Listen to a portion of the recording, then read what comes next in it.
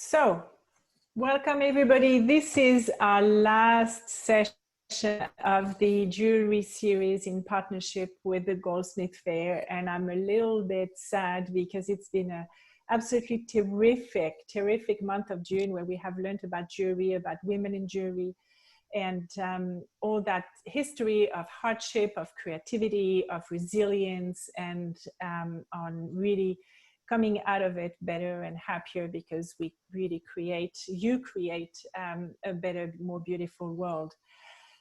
Today, we are going to talk to three absolutely incredible women, and I want you to know that we are in for a treat when it comes to ideas. If I can just ask Nancy if you can mute yourself, please. Sorry, because I can't see you. If you could all mute yourself, please. Sorry, the newcomers. I can't control it as much as I would love to, because I am a bit of a control freak. Is everybody on mute? Yes. So as I was saying, we are really in today for an amazing treat.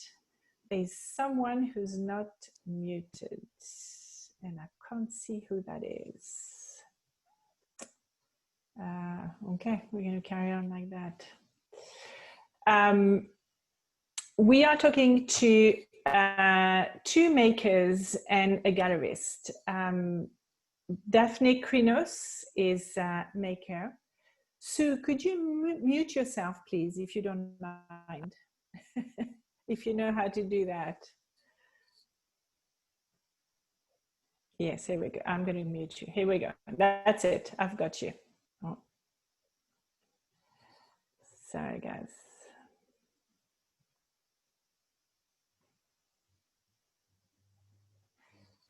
Okay. Do you want to mute yourself, Sue? Because you've taken control out of...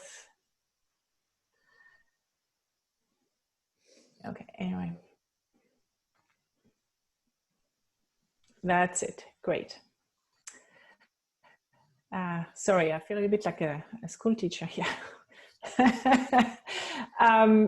So Daphne Krinos and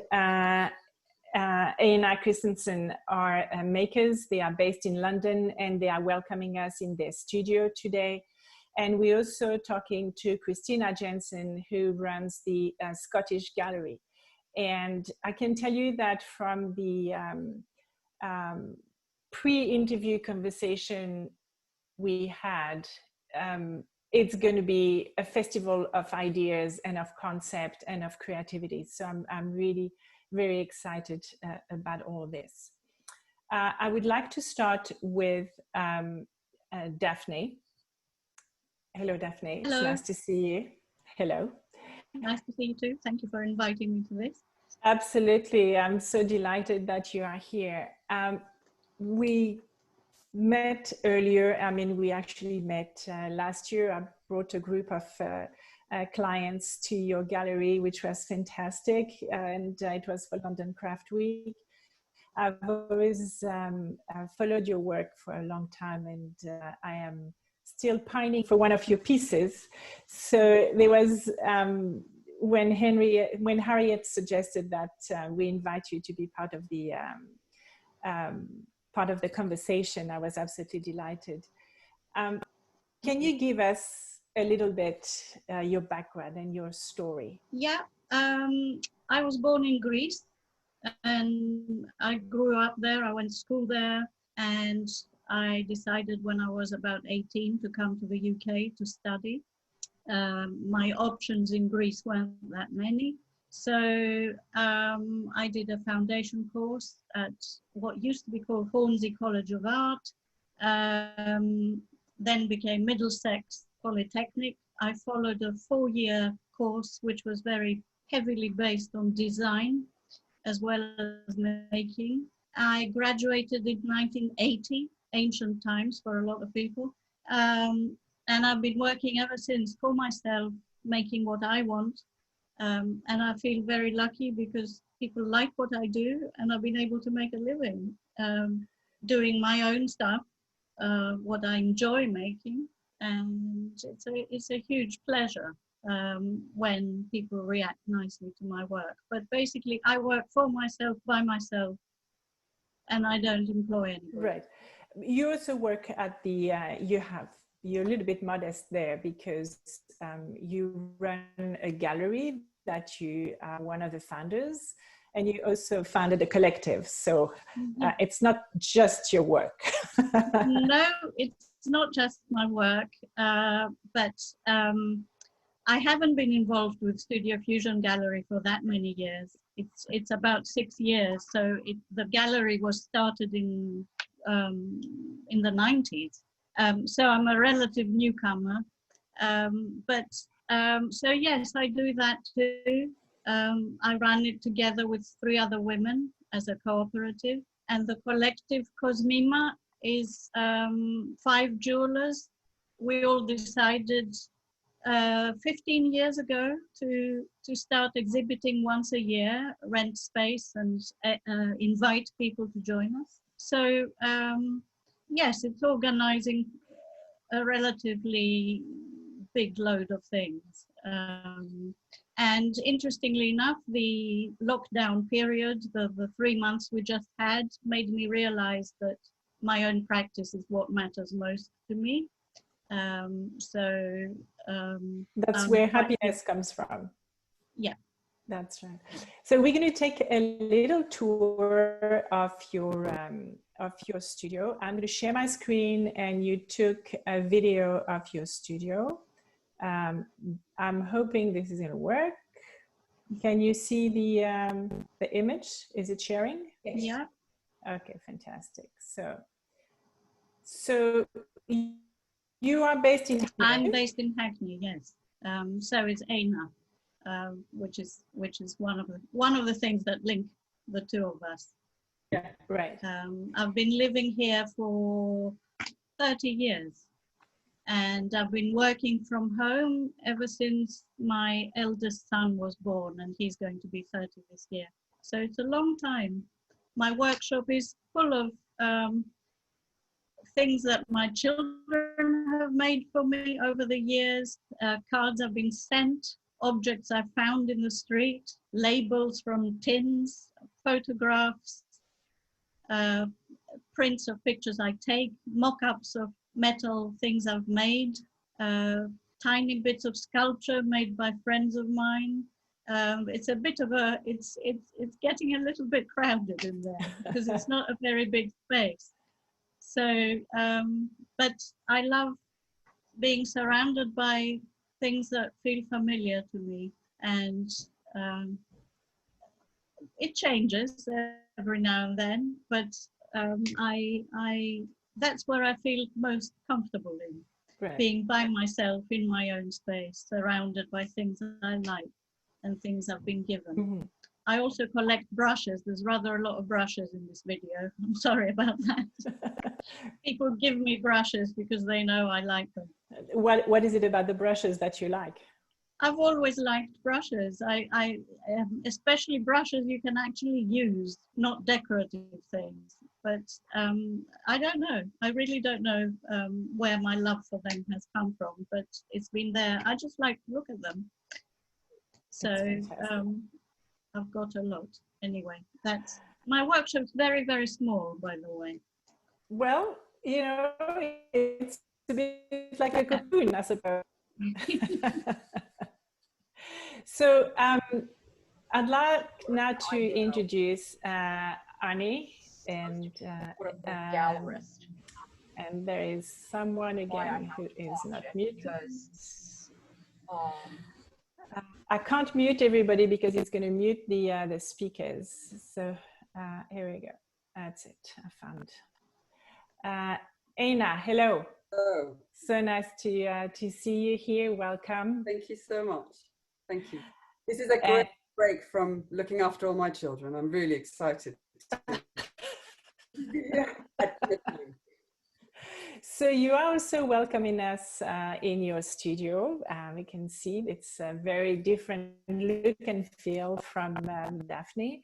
Tell us a little bit your story, because it's quite different from Daphne, and it's quite relevant to what we're going to be talking about. Yeah, I think there are quite a few parallels actually between me and Daphne all the way through our sort of the stages in our career. But I grew up in Denmark, and I've always been a maker. I think a lot of people ask people like us, when did you become a maker? And I have always been a maker, but I didn't discover metal until I was 18. And suddenly it hit me, that is it. This is it for me. This is perfect. I'm going to be a jeweler. And it's very difficult in Scandinavia. There's only apprenticeships. There aren't any schools to go to. So I had to look around, and I discovered London, and I thought, this is another perfect thing. Everything is so great. And I had 2 fantastic years studying jewelry design, and I thought I was going to be a goldsmith. But everybody always told me, your jewelry is rather big. You're making really quite ridiculously big stuff. I didn't really pay any attention to it. I thought, nonsense, this is my work. And then after I graduated from this 2-year course, I got the opportunity to work for 2 silversmiths, Howard Fern and Alfred Payne, who are great designer silversmiths, and I was their assistant for 2 years. And it was one of those moments, what's that called? A eureka moment, where it gave me a hand file, a silversmith's hand file in my hand. And it was like my body clicked into place. I've been working with these tiny little tools all for these many years, and I'm quite a big person. And suddenly the tools were in proportion with my body. Of course, then I went on to the Royal College of Art, an MA, and I very much committed to large scale work there.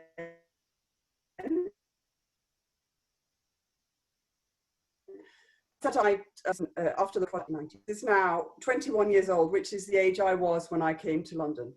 And like Daphne, I make all my work myself. It's all designed by me, made by me. And I love that job. I love that there are so many aspects to being a maker. You have to design, develop your ideas, keep pushing yourself, and you have to be able to sell it, and you have to manage your cash flow, and you have to be good at packaging, and you have to communicate with clients, and there are so many aspects. And I think that is the best bit, the sort of the breadth of skills that you have to develop. Right.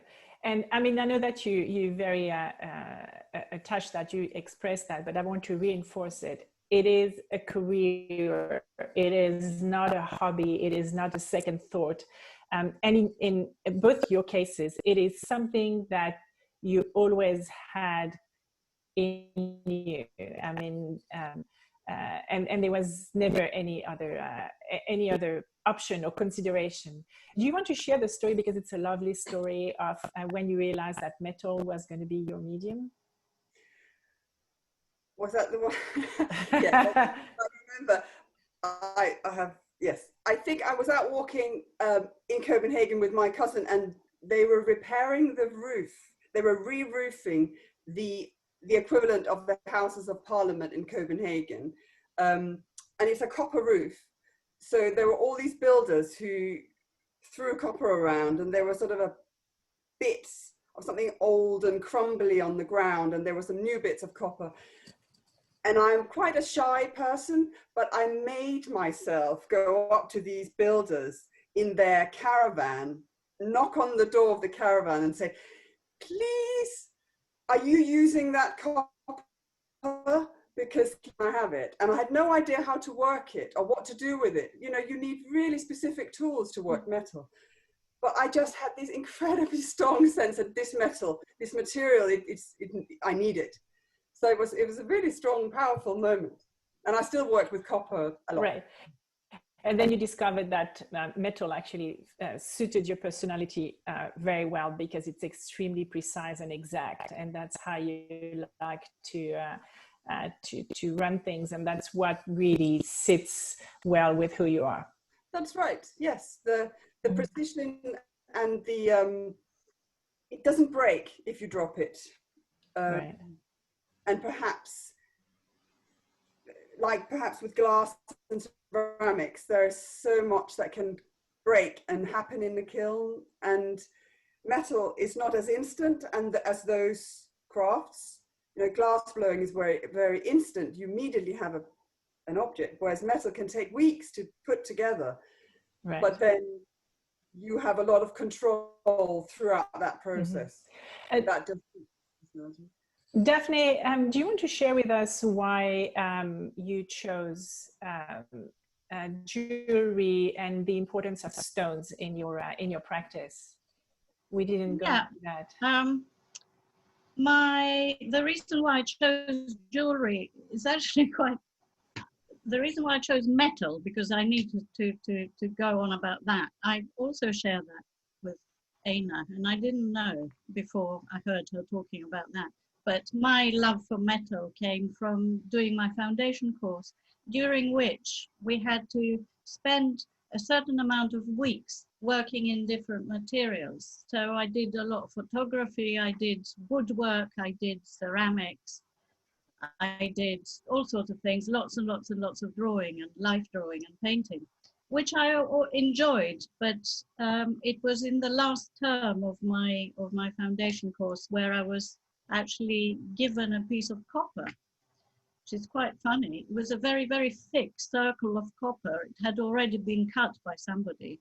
And we were all given different shapes, and we were told to do something with them, like learn how to etch. I can't remember the details, but it suddenly all began to make sense to me. And up to that point, I was going to follow a career in graphics and kept thinking rather flat, even though I did woodwork and ceramics and all that. They didn't really speak to me.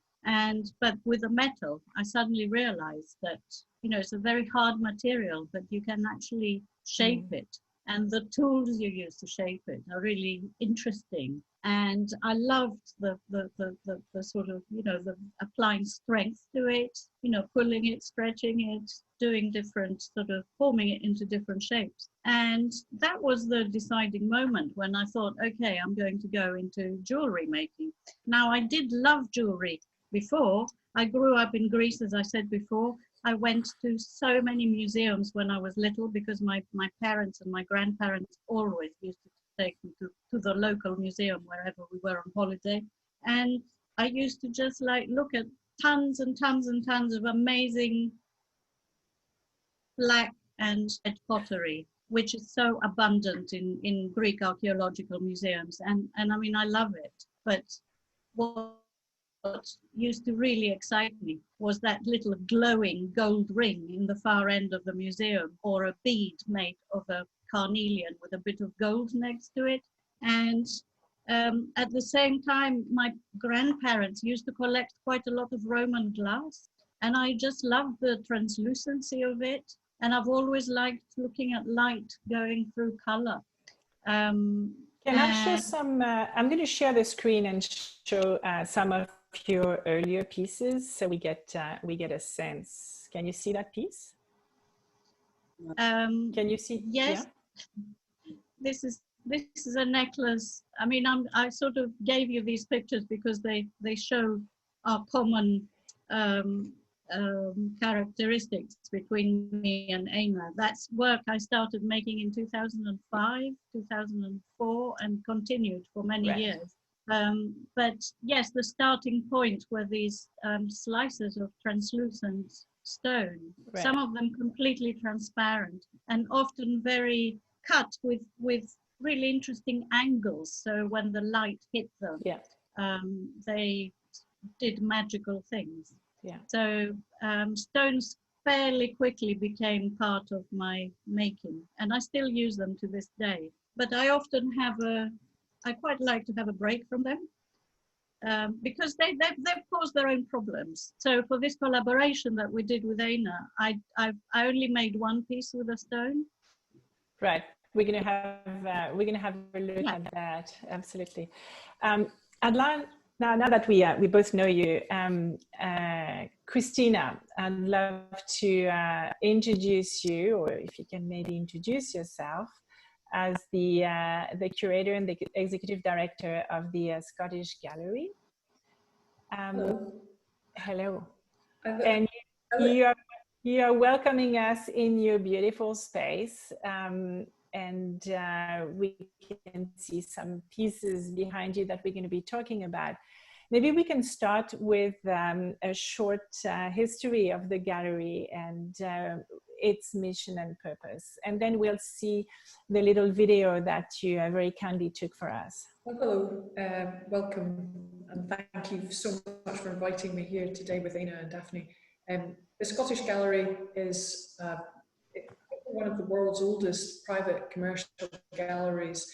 We were set up in 1842, and we are in Edinburgh, which is in Scotland. Believe it or not, it's really sunny and warm today, and we're in the heart of the new town. So this is the third building that we've been in. We've always been within the new town area. We're on 2 floors, and it's a series of rooms. So you've got a big picture gallery upstairs, and I'm currently sitting downstairs in one of our exhibition rooms. And I've got a Michael Lloyd exhibition, and I've got a couple of Venus pieces on a plinth behind me. And you can do it. It's a theatrical experience, so it's not a small gallery. So we bring the ideas and the expression of the artist into the gallery. And of course, it's for sale. But we try and build a different kind of theatrical experience when you come in here. And because we have an audience which is coming here to buy both pictures and sculpture and objects, there's no hierarchy, but it's a world of discovery. So I think we have quite a unique voice with that. It's lovely to see other businesses really developing a very serious curatorial eye for objects. But it's been a very, very long journey since 1842. We had a Cartier exhibition on diamonds here in 1913. We've been showing objects for a very long time, but we are at a really high level. We show artists that have dedicated their lives. I think we touched on that earlier. These are not artists with a hobby. It's a very serious profession. And in fact, I just found a document. So here's Daphne Krinos from 1982, who's been in an exhibition called Golden Glory, which is an Arts Review magazine exhibition, which would have been curated by Henry Rothschild, which has another whole history during the Edinburgh Festival. And she's here with Elizabeth Frink, all kinds of great artists, and including Nuala Jameson. Wow. So that is a young history for us. So Nuala's and Daphne is young. You're young for our gallery, 178. And so this room will be transformed by their joint project. In the film, you'll see how this gallery can change. So here we are with our standard plinths and so on. And it's such a fabulous opportunity to see metalwork naked, you know, not in a glass case. And I'm looking forward to seeing what Aina and Daphne do to this space together, because we can get the light, the shadows, and they're completely different artists, but their work has a lovely complementary aspect to it. So you're going to have these 2 very different artists, but with a lovely synthesis between their work. And they can do what they want to this room. And so that's part of the journey. And that will happen here in June next year, where I hope that things are not quite as crazy as they are right now. But here we are in this world, visiting by Zoom. So we're going to share the short video, and then you gave me a beautiful segue to start talking about the collaboration between Aina and Daphne. Okay. Wonderful, thank you.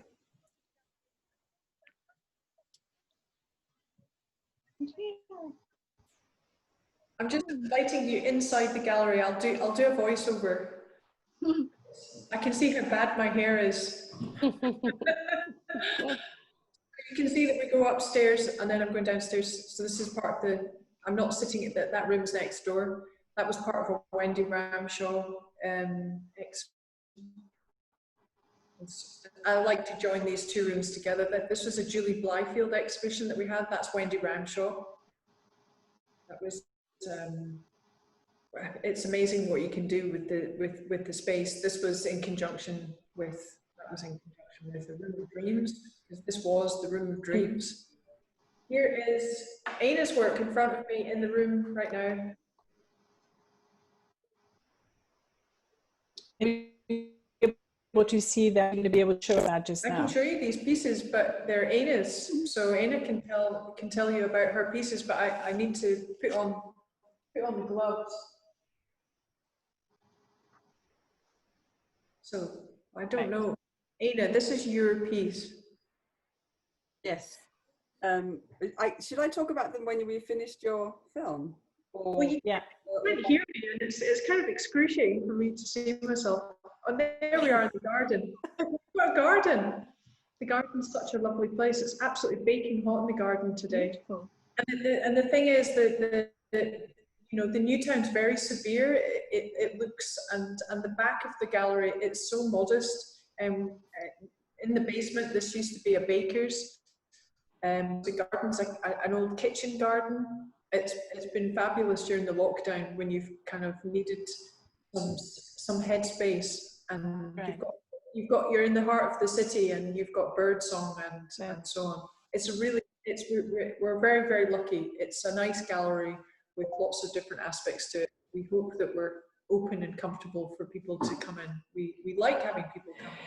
Fabulous. So that was a great segue into collaboration. Why we have Daphne and Aina together is because they collaborated on a collection and a series of pieces, and the collaboration is going to carry on as they're going to explain to us. So maybe, Aina, do you want to start explaining to us how that collaboration started?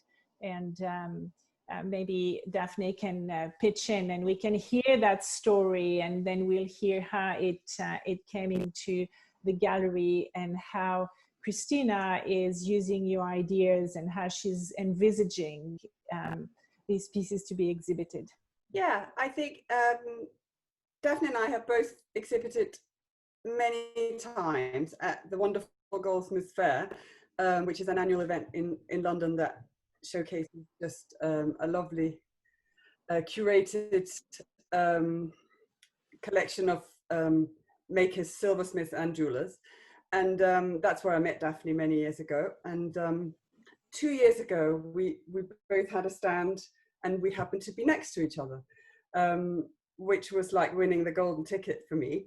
I don't know how Daphne felt, but during that week of talking to visitors and collectors, so many people said, my goodness, your work really sit well together. And it was really nice to hear, because I think we have a mutual respect. We really admire each other's work. And we really, I really value Daphne's friendship, but I hadn't really thought of it like that, comparing our work, because mine is big and hers is small, and you know, it's different categories. But we both, over that week, really discussed how frustrating it is that as a maker, as a full-time maker, you're caught up. Not only are you working on your own in your little studio, you're caught up in the sort of the calendar. You have to prepare work for a show, or you have a commission, or you know, there's never just a lovely 3 months ahead of you where you can really indulge yourself and push your practice and challenge your own work. You never get that. The only way to get it is to force yourself by committing to this sort of collaboration and tell groups that you're going to do, and then you have to. So we did that. We thought, let's commit. And Daphne very kindly invited to show with her in the Studio Fusion Gallery, but we both really needed, sort of midway in our career, in our practice to push ourselves and not just stay in that comfortable zone of familiar work that we know really well. Oh, I'll do a slightly bigger one, I'll do a green one, but it's really very the same. So we had to really do something that was very scary. And I think we worked out that we needed a very specific and quite simple brief to work with in order for this to work. Otherwise, it was too big a brief. So Daphne, what was the brief? So we decided to pick an element that we admire about each other's work, and work with that. Because as Einar said, you know, a 3-month period is really not long enough. It disappears really quickly, especially if you're trying to develop completely new ideas. And in my case, I really, really wanted to push myself out of my comfort zone.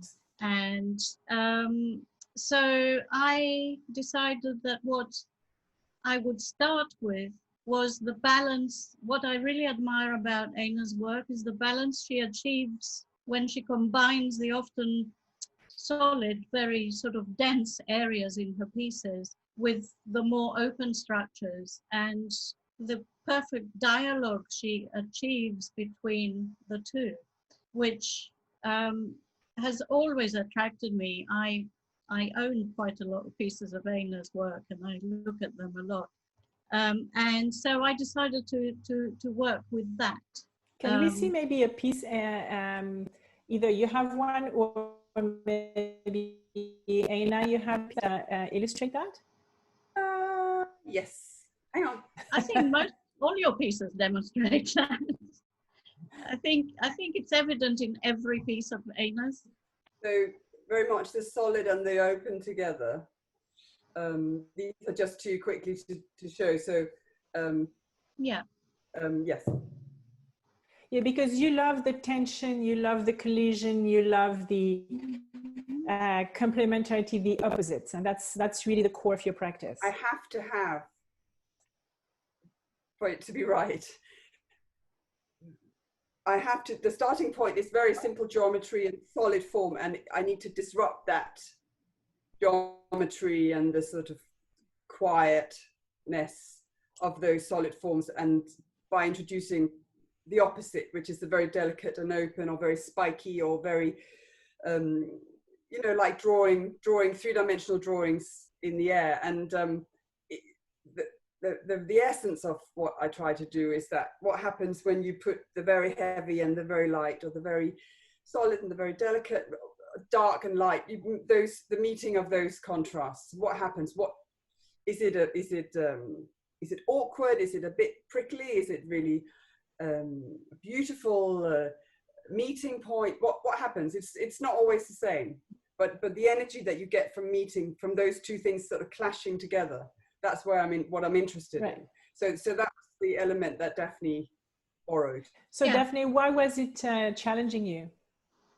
Why was it challenging me? It wasn't challenging me. I wouldn't describe it as such, but you know, in parallel with admiring that aspect of Einar's work, people who are familiar with the pieces that I've been making in the past few years have also had a very similar approach, but in a different way.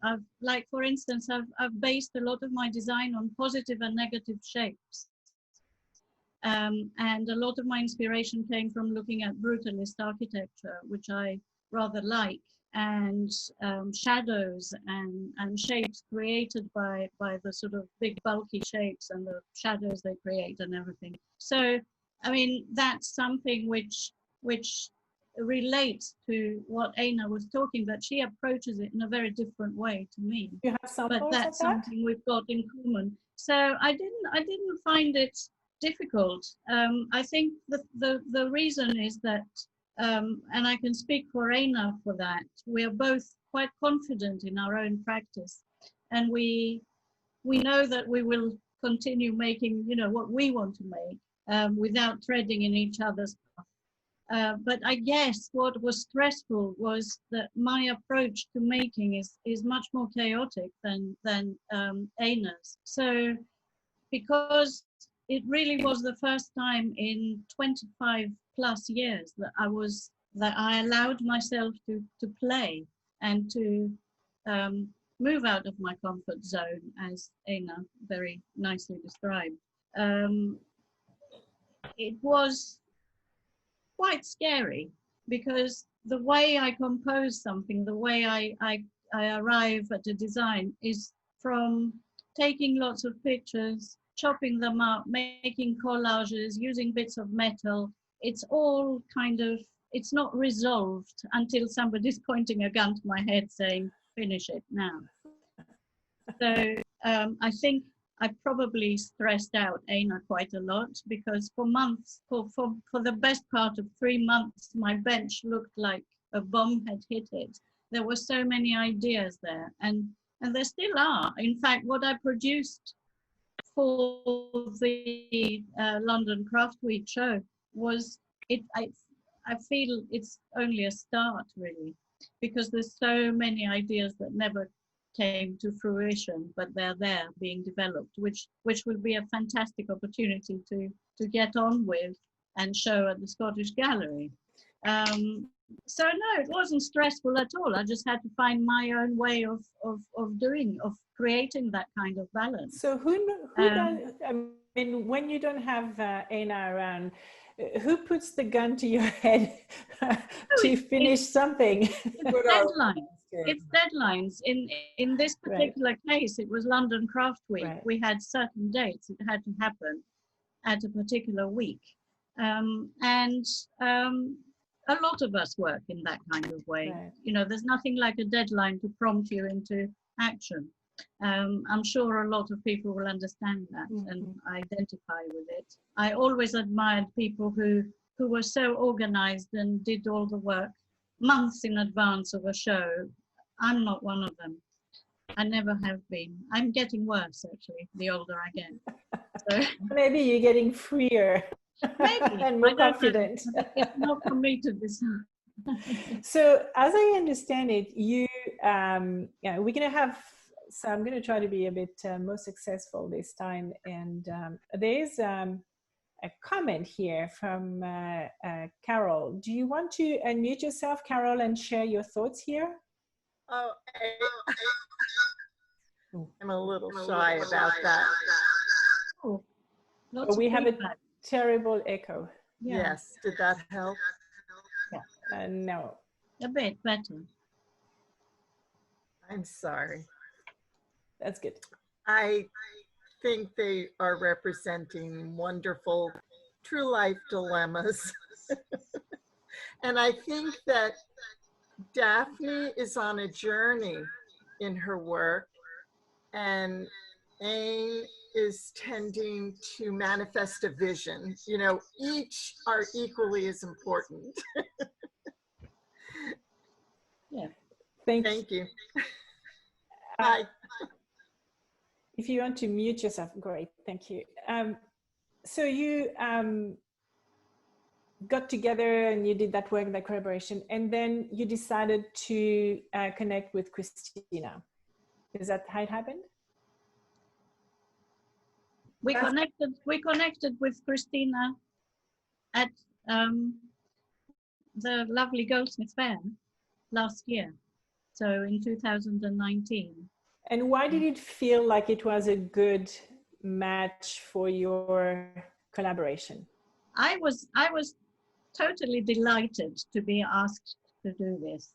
I've loved the Scottish Gallery ever since I started making.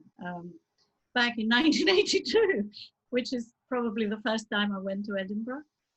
And it's just such a gorgeous space. And as Christina very beautifully described, you can do so much with it. And I also trust her and her sort of visual know-how to do a great display.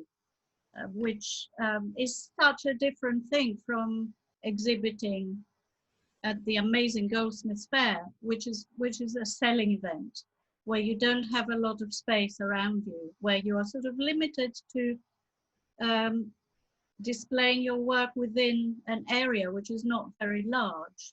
So often you have to consider very carefully how and how you're going to display and what pieces you're going to display. So it's a very different experience, and I think working within the space of a gallery is a fantastic opportunity. Plus, in my case, and I'm sure in Aina's too, it gives me an initiative to do some more playing and move on a little bit further. So there's going to be an element, and Christina and Aina, I'd like you to pick that up.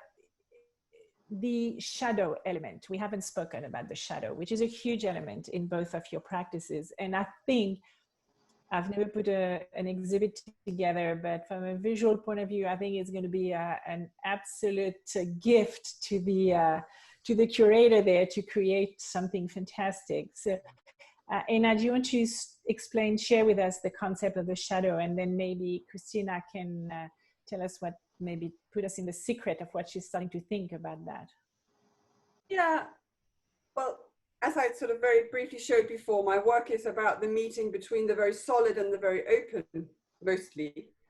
And a shadow is really a representation of that contrast, because it's you know, the light is showing through the piece, and it's demonstrating where light can shine through and where it can't. Right. I have a couple of things about shadows. You know, it's such an important part of my work. And firstly, I feel that I work in quite a controlled, perhaps slightly more controlled way than Daphne, and I make these three-dimensional pieces, and then there is absolutely no way of predicting what the shadow is going to look like. You put so much control and so much consideration and thought into the form of the object, and the shadow, you just have to accept that it's completely and utterly beyond your control. You just have to accept there is a shadow. And so this is an example of how, this is a very good example of the collaboration with Daphne. The thing that I was really drawn to, the element of Daphne's work I wanted to take and introduce into my work, is her wonderful architectural way of combining flat, two-dimensional with three-dimensional. So this is the first time that I, instead of just lighting a piece to give it a shadow, I physically drew the shadow and made it in metal. So I've captured, it's like Peter Pan stitching his shadow onto his clothes. You know, you hold on to that moment when the sun is at that angle and it casts that shadow, and then you capture that in metal.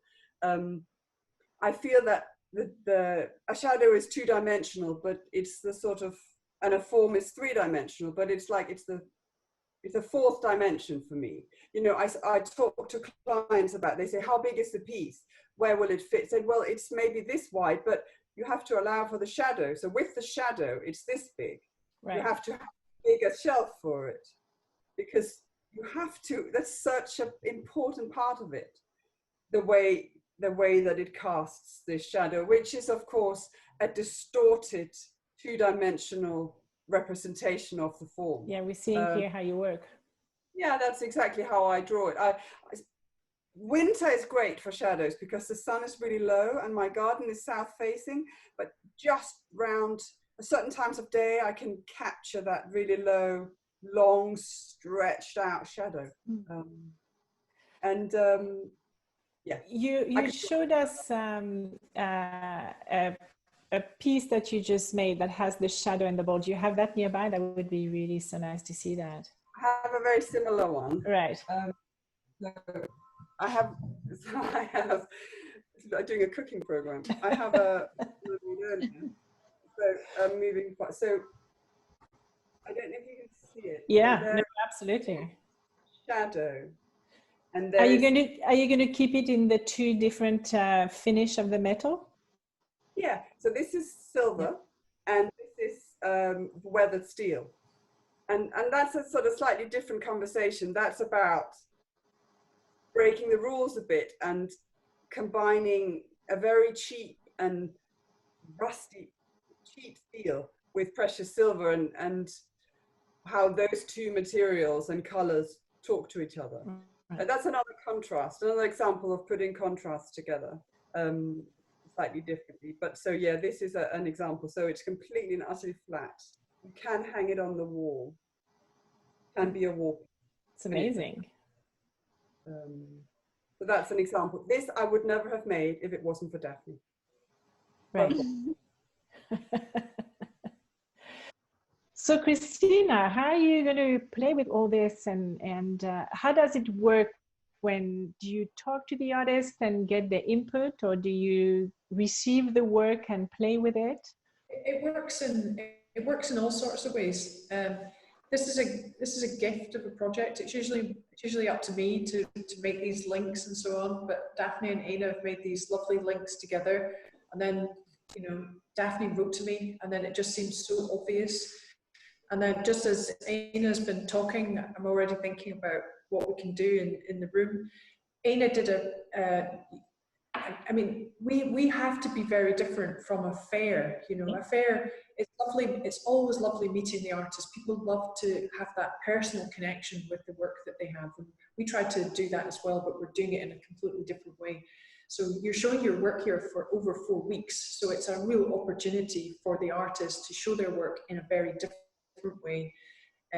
Goldsmiths Fair has actually been transformative in some ways in allowing artists to begin to show their work in a different way. So when I met both Daphne and Aina together, it was really joyful. Aina had a great, fantastic presentation of her work on the walls on these lovely shelves, so that you could just see the elegance of the work. And there's this huge chandelier. If anyone is aware of the fantastic building in London, I mean, it's just such a sumptuous building. So you had this shadow from the chandelier, and then there was Aina, and then there's her work, and everything speaking to one another. And then you look at Daphne's work, and the relationship is just so obvious to me. But when it comes to the exhibition, this is an opportunity for Daphne and Aina to have some fun. Yes. So I would expect to have a dialogue with both of these artists who know what they're doing. Some artists are very underconfident about display and so on. They're incredibly articulate about making work, but they want you to do that job. So it's different in every case, but I would expect that I would be having a dialogue with both Daphne and Aina, who will want to show off the best of their work together in this space. It's not overwhelming, but it'll be wonderful to see what happens. And we can hang things from the ceiling here. Jewellery can be on open display. It's all going to be quite different, and that's what we want to do. We want to turn people's perceptions of what they're about to see by artists that they may only see in a very small space, suddenly really seeing something very different about the work. I mean, I'm a bit of a magpie, so I've been looking at the religious iconography in Daphne's work, and that suddenly has just made me think in a completely different way about Daphne's necklaces and so on, and just as I'll see different things in Aina's work. But I'm not going to control either of them. I just have to bring some practicalities to it. But it'll be very exciting. It's so exciting to bring that. It's a very emotional experience. Jewellery is really personal, but it's more than that. And then Aina's work is very sculptural, and this interplay with shadows and so on. There's this lovely translucent, relationship between light and shadow, shape and form. And so this is a theatre for all the years that these artists have been working by themselves. So it's not just about one client and one person or coming to a fair. So these are two women that know what they want to do. So I'll just try and do the best that I can for them.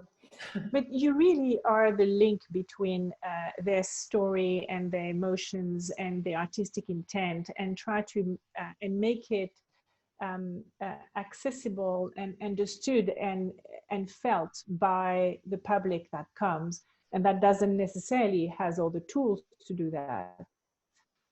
Yeah, and we're wanting to leave an impression of quality and accessibility and just you want people wanting more. But this will be a very strong impression. You can see from the work, this strong impression that leaves. You want people to come in and just be mesmerized in a different way. It's very difficult with metal work because it's precious. Right. It usually has to walk down where it's insured and so on. And so this is an opportunity for elements of their work to be set free. It's always lovely seeing an artist in their studio and so on, but it's great when they are allowed to allow the full, creative, their creative talent let loose in a space where they can just do something completely different, where they're not going to be standing there just with work. So that's what we aim to achieve. The staging is going to give a completely different feel to the collection and to the work, I'm sure. Can we almost at the end of our time, but I don't want us to split with looking at some of your work. If you have pieces of your work with you right now, please share it with us, because I know that there are a lot of magpies in the audience. So I don't know, Aina, do you want to start with showing us some of your balls and some of your, that would be amazing. Well, I can start with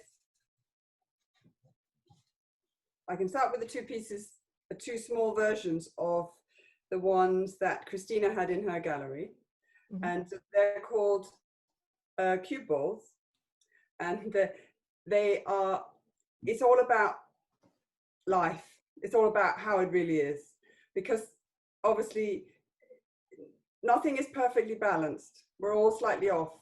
And I'm asking the materials, I'm asking this bowl to hold the weight of this big wire construction on top, and it's not really physically possible. But I put some sand inside them from different parts of the world. I have some sand from Greece, and I have some sand from my favorite beach in Denmark, but that's separate thing. But so they're always slightly off. They always sit on the table slightly off balance, and that's very important.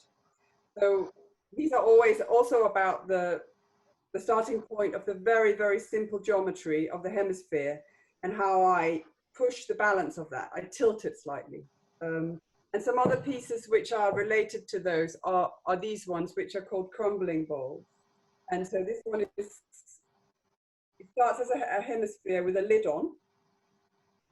And then I drill into it as a way to disrupt this perfect form. I drill into it in quite a brutal way. I don't know if you can see that it's like filigree in the end.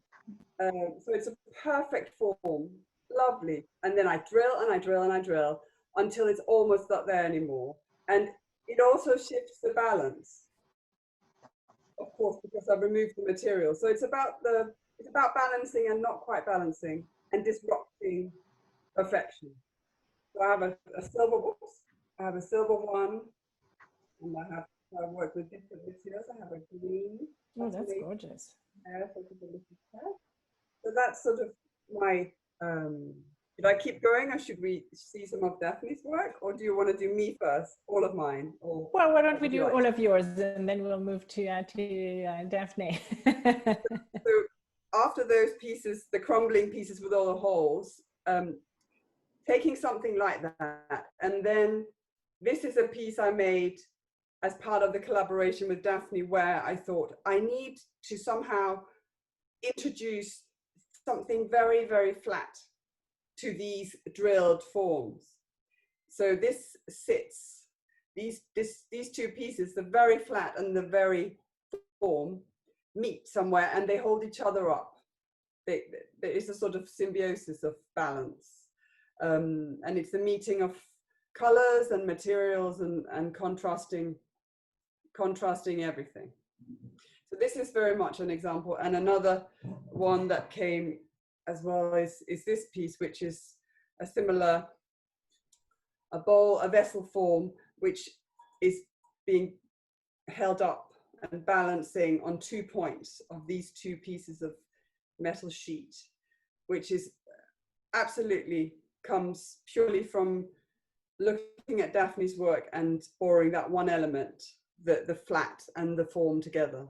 And the last piece is I want to show is something quite different, which is about the discipline of, it's also about balance and optical illusion, and it's about the idea of piercing out a form. So this started as the perfect hemisphere, and I disrupted it, and I thought, how much can I cut away but keep the essence of a ball still there? So I've kept a sort of suggestion of the starting point. And it also sits at a funny angle because the balance, the material has been removed.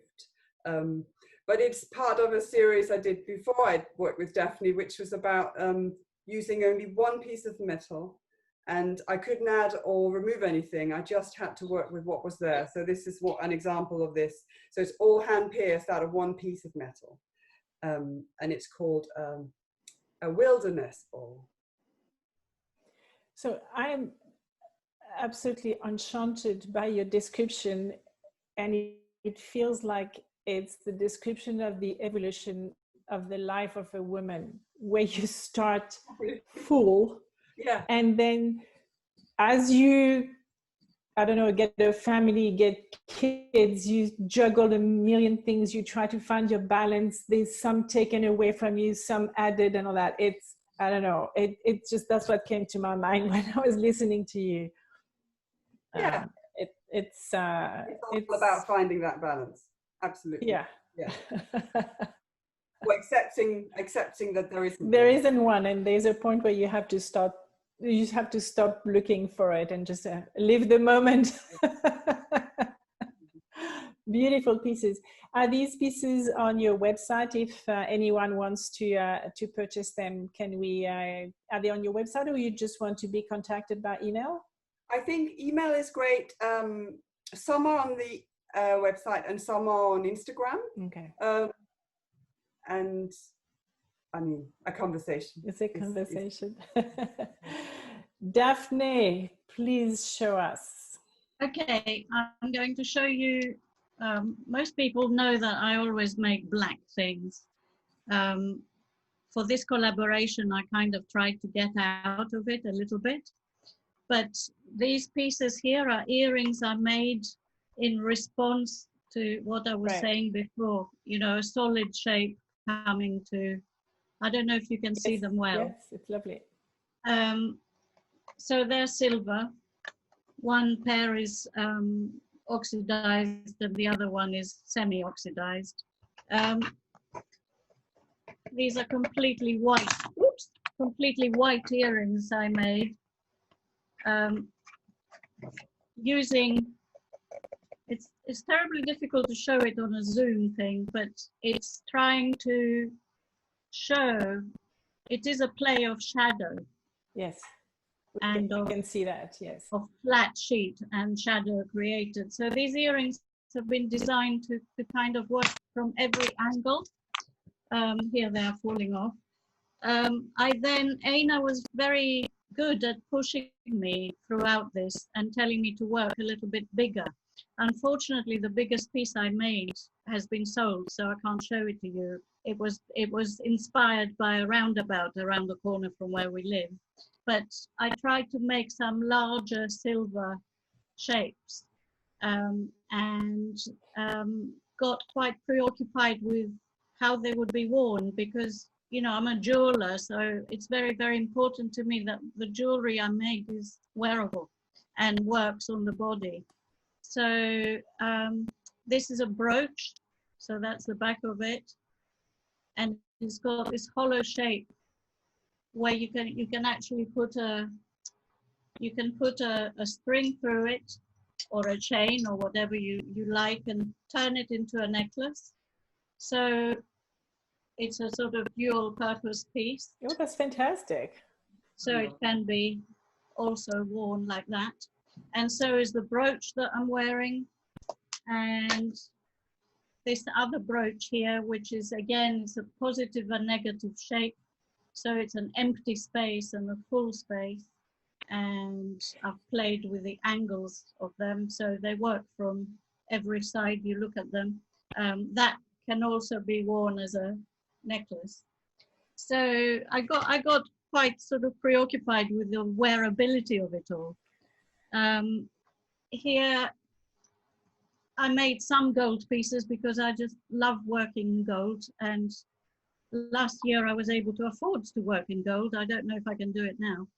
It's a brooch. I called it a modernist brooch because I looked at a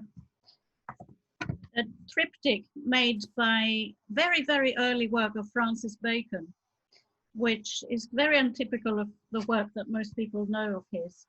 But it really stayed with me. I can't remember how long ago I saw it, but it stayed with me. And I also am a great admirer of a Greek mid-century painter called Yannis Moralis, who actually was the person who was responsible for me coming to London, because he advised me to get out of Greece and come and go to a proper art school. So these pieces have got elements of their work, and while I was developing while I was working on the collaboration with Aina, they all sort of resurfaced, and I made a little book which actually has got lots of, it shows the process that led me to make these pieces. So in that book there is a photo of lots of bits of black cardboard randomly cut and then laid on top of each other. We can share that because you did send me a photo of that, and I'm going to share the screen. Okay. Can you see that? Is that what you were referring to? These are some of the, well, this is two pieces in development. Actually, the one on the right at the top is the first piece I sold during that show. That was another necklace stroke brooch, right, with a sort of random kind of grid made out of, it's quite inspired by 60s architecture. And the thing you see in the fork, that's sorry. Yes. That's another one. I mean, this is sort of illustrates the way I work. I do chop up an awful lot of pieces of paper, and sometimes they're black and sometimes they're white, and then I'll put them on something which will show their shadow when the light hits them. Right. Which is, you know, another thing I share with Aina. And this kind of, I'm attracted to geometry, but my geometry has always been what I would call random geometry. It's not very precise. And that's, again, something that I've come to, having reflected on our collaboration, and almost a year later, it really struck me that this is also something that we share in common. Our geometry is not totally perfect geometry. There's always slightly something that's kind of slightly out, or, you know, slightly out of kilter, but there's always balance there. This is the largest brooch I made, which that's the Roundabout Brooch I was talking about before, which was for me a huge piece, but I'm sure Aina is laughing thinking about it because it's absolutely tiny, I'm sure, in her. Yeah, and then I can show you some of the sort of positive, negative rings that I've been making in gold. Again, it's sort of empty and full, you know, trying to find a balance between the two. And also the shadows that the sort of solid shapes create on the empty, inside the empty shapes. It's wonderful to see.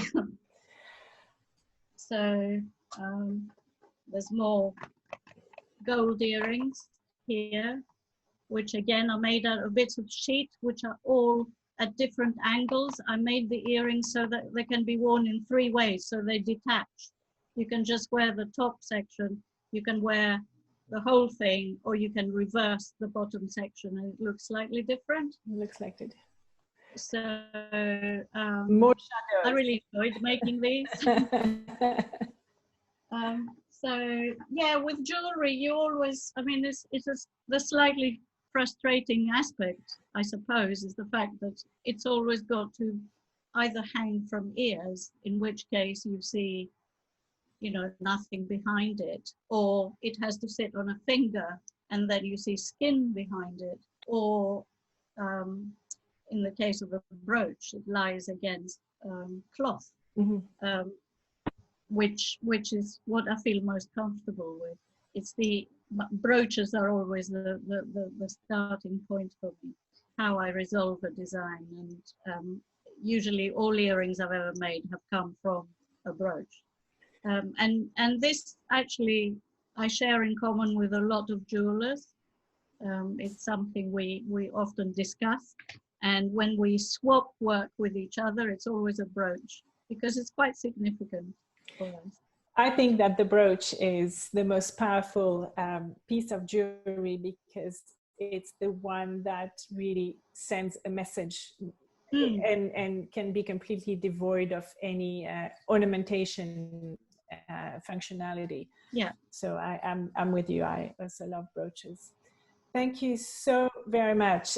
Christina, so do you want to tell us when, and sorry, Daphne, we can find your work on your website, is that correct? You can find it on my website, and I post on Instagram a lot. Okay, thank you. Yeah. Christina, when do you think that the exhibit is going to take place? You said in June next year? June 2021. Amazing. So we all want to get onto your mailing list and be notified of that. Thank you so very much to all three of you. It's been a real fantastic pleasure to see you all. I want to thank everybody who has been with us. You've been wonderful supporters for the past 4 weeks. It is the end of the jewelry series, but, and again, I want to thank Harriet, and I know that Hugh is here too for that collaboration. It was absolutely wonderful working with you. You've received the email that Goldsmith Fair is going to be a digital experience in September, and I'm sure it's going to be amazing and very different. I'm planning to be in London in September, and I might come and visit some of you guys if I can, and we'll see what the deconfinement, or whatever it's called, the opening up is going to allow us to do. I am going to carry on with my weekly artist interviews in their studios, so please feel free to join. There's no conversation next week because I'm taking the week off, but in July we are going to meet with artists who are inspired by nature, and we are going to travel to London, to Santa Fe, San Francisco, and to a very small, tiny island in Japan. So it's another way to travel. Go on my website, you can see the events, and you can just join the conversations. I would tell you that in August, I am planning a conversation with Aimé Facol, who is a jeweler, who has a strong relationship also with Goldsmith. And she's just back from Ghana. She's of Ghanaian heritage, and she did an internship or a collaboration, a residency, sorry, with the jeweler to the King of the Ashantis. And we are planning to connect with him too. So we're going to have MFA in London and the royal jeweler in Ghana all on the same call, which I think is going to be an amazing experience. I see that Melanie Eddy is here. She's joined us. Hi, Melanie. I had a fantastic live Instagram with Melanie yesterday. We saw her work, and we listened to the work that she did in Afghanistan. You can see the video of that on my Instagram in the IGTV. And Melanie and I have a few projects in the works too, where we're going to try to get you to travel to some really interesting part of the world through jewelry. So thank you again. I can't tell you how much fun I had and how wonderful it was. You've been exceptional in sending me messages and emails and information. You've kept me on my toes, and thank you for that. I hope that we'll see each other again, certainly for Goldsmith Fair, and maybe if you join the future conversations. Have a wonderful rest of the week. Bye-bye, everybody. Thank you so much. Thank you so much, Isabel. So much. It was Thank fantastic. you, everybody, for coming. Thank you. Thank you very much. Bye-bye. Thank you. It's so great. Thank you. That was brilliant. I loved it. Thank you. Thank you. Yes, thank you so much too. You are so welcome. It was a wonderful hour. Thank you. Thank you.